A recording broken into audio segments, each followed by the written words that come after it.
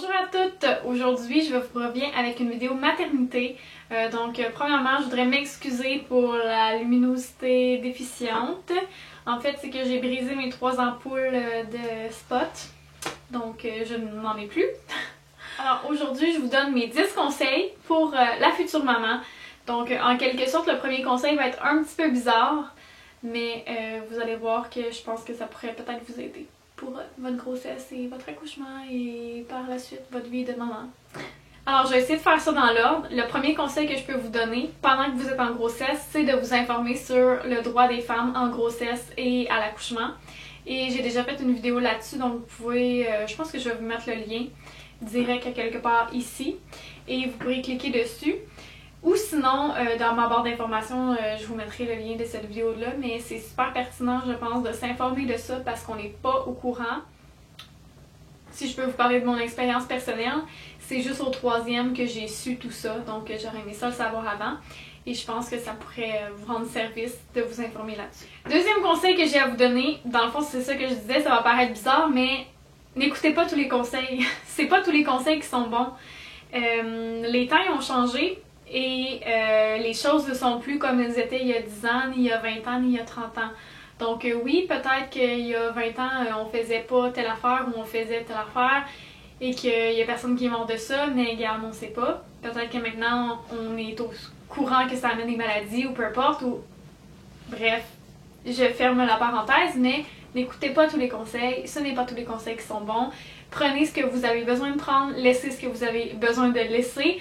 Et parfois, faites un peu comme moi, jouez pas à la sourde, mais ça rentre par une oreille, ça sort par l'autre et ça fait du bien.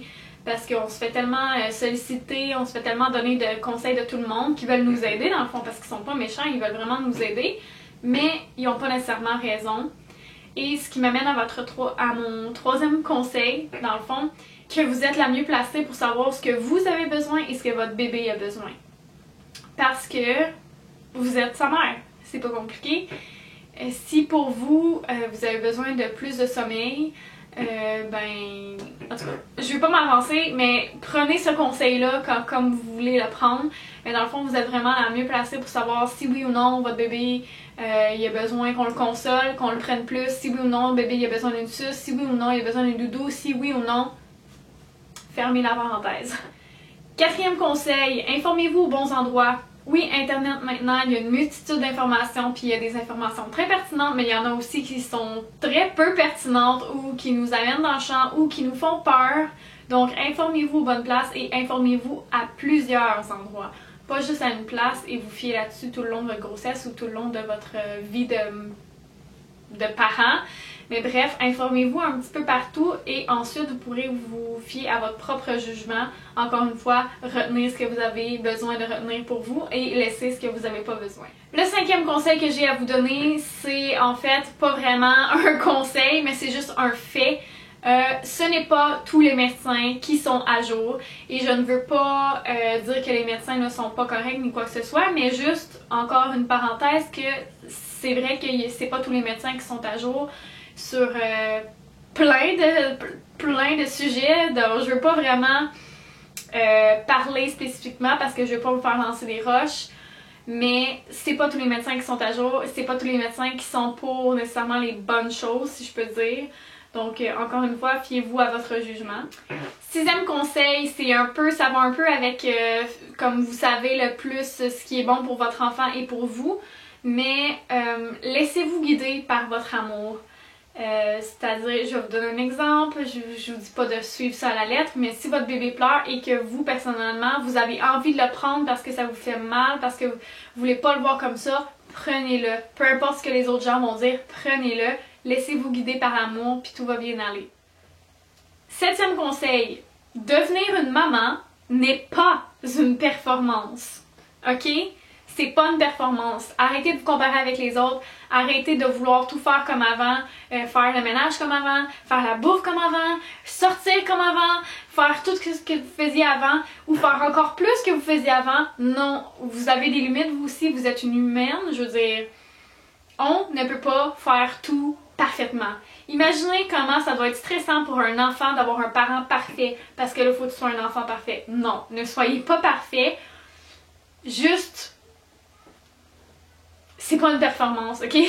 Vous allez pas recevoir une médaille, vous allez pas recevoir une statuette, non, vous allez rien recevoir, donc non, ce n'est pas une performance. Restez vous-même, soyez à l'aise, faites des erreurs, faites des essais, faites des erreurs, puis restez vous-même, c'est pas compliqué, c'est pas une performance. Alors, si vous, ça vous tente pas le portage, faites pas de portage. Si vous, ça vous tente pas les couches lavables, en faites pas. Si vous, ça vous tente pas le cododo, ben n'en faites pas. Je veux dire, ce n'est pas une performance. Si pour vous, ça vous tente d'aller manger du McDo une fois par semaine avec vos enfants, allez-y, je veux dire, c'est pas une performance, ok? C'est pas une performance. 8e conseil, vous êtes une maman, vous êtes humaine, vous avez le droit d'en avoir marre. Quand bébé pleure depuis 12 heures, oui, vous avez le droit d'en avoir marre. Oui, des fois, vous avez le droit d'en avoir marre quand vos enfants ne rangent pas leurs jouets.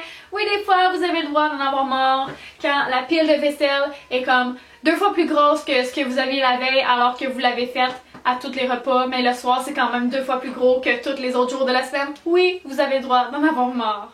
9e conseil qui va un peu être avec le 10e, mais ne vous oubliez pas, vous êtes une femme avant tout. Avant d'avoir des enfants, vous étiez toute seule à vous occuper de vous-même, c'est la même chose. Vous avez besoin d'avoir des moments toute seule, vous avez besoin d'avoir des moments avec vos amis, vous avez besoin d'avoir des moments juste pour relaxer, juste pour prendre soin de vous.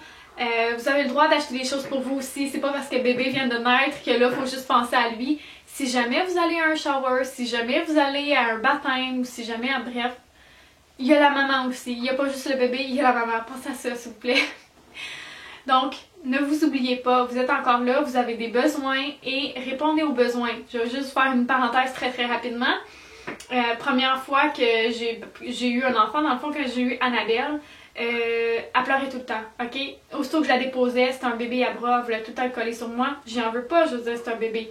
Elle vient de passer 9 mois dans mon ventre, elle avait envie d'être collée sur moi tout le temps, c'est correct.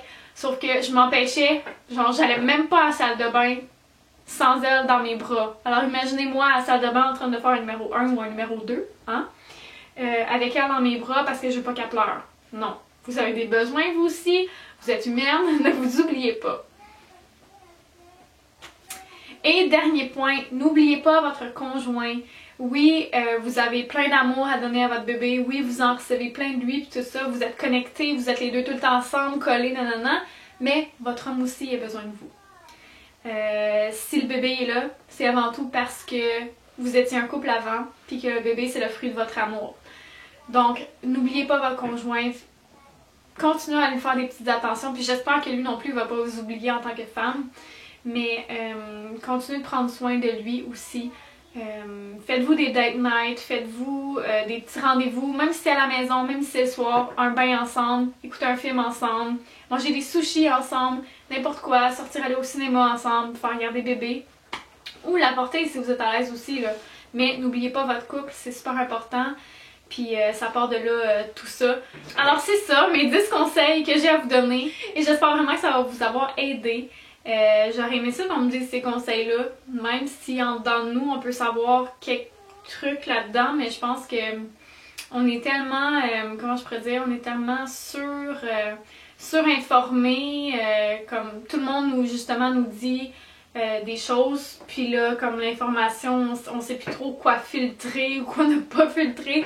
Bref, c'est assez difficile de se retrouver dans tout ça, mais avec ces 10 conseils-là, je pense que ça vous donne un peu comme, pas une ligne de conduite, je pourrais dire, mais plutôt une ouverture en tant que nouvelle maman, que mettez-vous pas trop de pression, détendez-vous, laissez-vous guider par l'amour, puis tout va bien être. Donc sur ce, je vous souhaite une très belle journée, et on se dit à très bientôt. Au revoir!